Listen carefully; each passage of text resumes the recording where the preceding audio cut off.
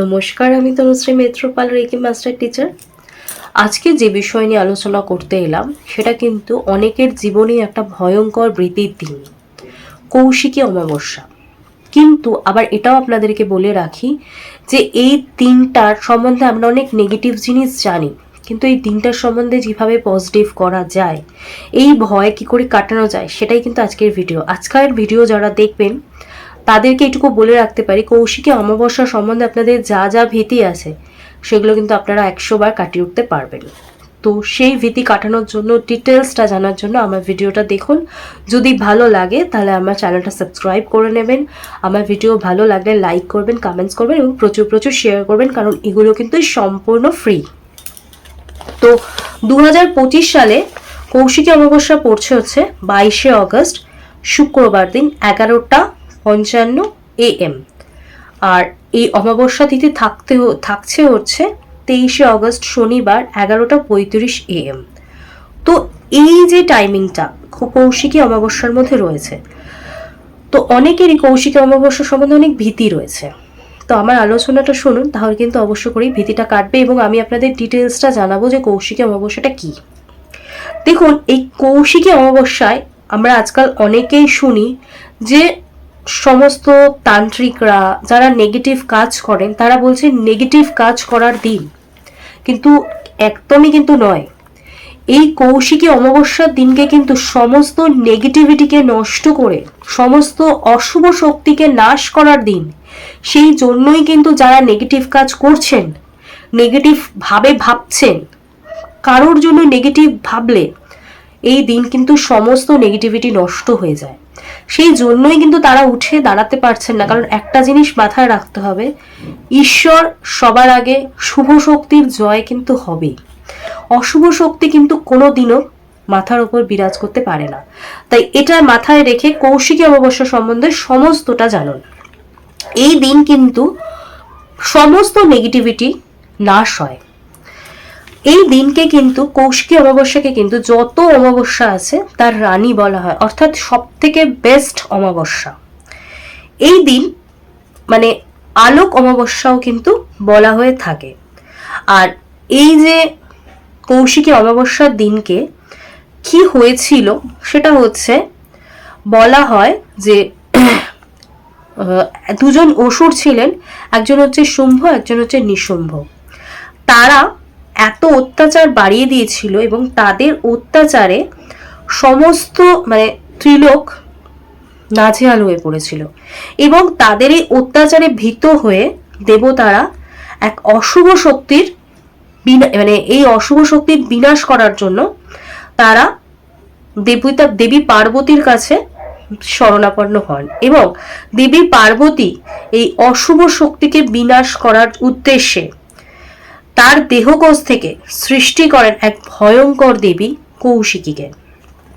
এবং এই কৌশিকী এই অমাবস্যার তিথিতেই এই শুম্ভ এবং নিশুম্ভ এদেরকে বধ করেন এবং সমস্ত নেগেটিভিটিকে তিনি নাশ করে সমস্ত পজিটিভিটিকে তিনি ফিরিয়ে দেন এবং তিনি সমস্ত দেবকুলকে, ত্রিলোককুলকে শান্ত করেন, তাদের লাইফে জীবনের যে শান্তি সেটা তিনি ফিরিয়ে দেন। এটা হচ্ছে মেইন কৌশিকী অমাবস্যার গল্প। এই কৌশিকী অমাবস্যার দিনকে কিন্তু সমস্ত নেগেটিভিটি নাশ হয়। সমস্ত পজিটিভ কাজ করুন, পজিটিভ থাকুন, অবশ্যই ভালো থাকবেন। কোনো নেগেটিভ মানুষ যদি নেগেটিভ ভাবনা চিন্তা নিয়ে যে কোনো দিনকেই প্রয়োগ করার চেষ্টা করে, তাহলে সেই নেগেটিভটা সবার আগে নিজের ওপর প্রয়োগ হয়, সেটা কিন্তু জেনে রাখা উচিত। তাই আমরা যারা রেকি করি বা যারা রেকি করি না, ঠিক আছে, কিন্তু আমাদের সবসময় পজিটিভ ভাবতে হবে, নিজের জন্য পজিটিভ ভাবতে হবে, অন্যের জন্য পজিটিভ ভাবতে হবে। আমরা যদি অন্যের জন্য পজিটিভ ভাবতে পারি, আমরা নিশ্চয়ই পজিটিভিটি ফেরত পাবো। কিন্তু আমরা যদি নেগেটিভ ভাবি, তাহলে এটা মাথায় রাখতে হবে, আমাদের মধ্যে কিন্তু নেগেটিভিটিই ফেরত আসবে। আমরা কিন্তু নেগেটিভিটির মধ্যেই ভরে থাকবো, নিজেরাই নাশ করব, নিজেদের সমস্ত কিছু নিজেরাই নাশ করব।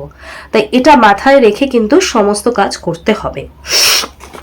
এই দিনকে কি কি করা উচিত আর কি কি করা উচিত নয় সমস্তটাই আপনাদেরকে জানাবো।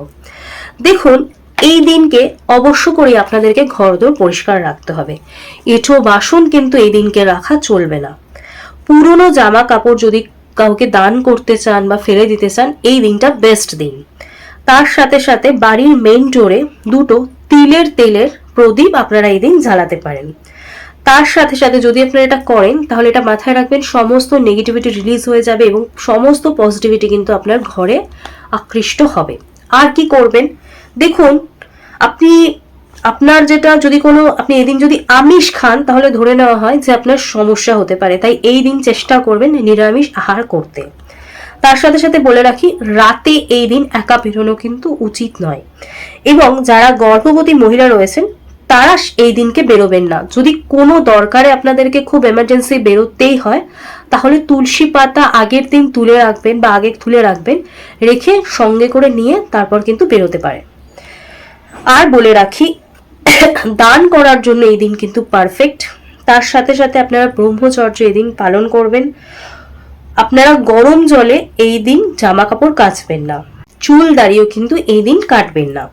তার সাথে সাথে বলে রাখি, স্ক্রিনে দেখুন একটা মন্ত্র আসছে, এই মন্ত্রটা কৌশিকী অমাবস্যার দিনকে আপনাদের মনস্কামনা পূর্ণের জন্য মন্ত্র। এই মন্ত্রটা আপনারা জপ করুন। আপনারা কৌশিকী অমাবস্যার দিনকে স্নান করে সূর্যাস্তের পর প্রথম দিন যেদিনকে 22 তারিখ রয়েছে সেদিনকে আপনারা 108 বার জপ করবেন, এবং পরের দিনকে আপনারা 28 বার এটা জপ করবেন। এই মন্ত্রটা যদি আপনারা এই দুদিন জপ করেন, আপনাদের যে মনস্কামনা আছে সেটা অবশ্য করেই পূরণ হবে।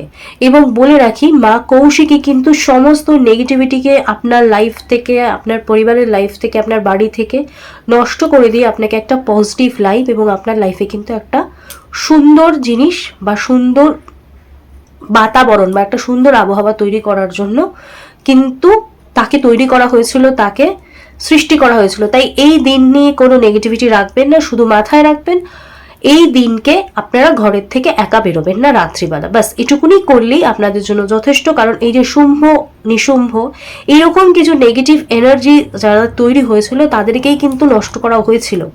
তাই সেই নেগেটিভিটি রিলিজ করা, যে নেগেটিভ রয়েছে সেটা তো আপনার পক্ষে সবসময় রিলিজ করা বা নষ্ট করা নাও ক্ষমতা থাকতে পারে। তাই আপনাদের চেষ্টা করতে হবে এই দিন সন্ধ্যের পর বাড়ির থেকে না বেরোনো। এইগুলো মেনে চলুন, দেখবেন আপনাদের লাইফের সমস্ত প্রবলেমকে রিলিজ করে আপনারা ভালো থাকতে পারছেন। তো আজকে আমি আমার আলোচনা এখানেই শেষ করলাম। সকলে সুস্থ থাকবেন, ভালো থাকবেন। দেখা হচ্ছে অন্য কোনো বিষয় নিয়ে অন্য কোনো দিন। আজকের মতো নমস্কার।